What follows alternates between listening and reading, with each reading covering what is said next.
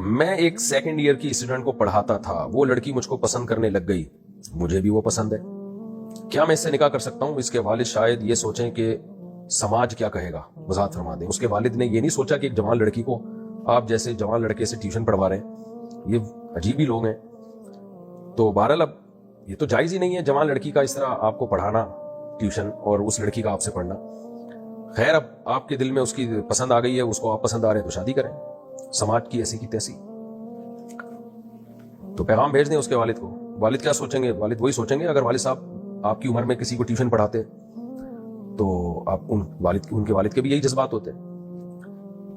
مرد پہلے ہوتا ہے, ٹیوٹر بعد میں ہوتا ہے.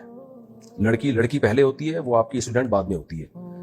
تو اس لیے آپ کو پسند آ گئی ہے, اس کو بھی آپ پسند آ رہے ہیں, تو ٹیوشن چھوڑ کے اب شادی کو فوکس کریں. آپ جب شادی ہو جائے گی پھر ٹیوشن پڑھانا.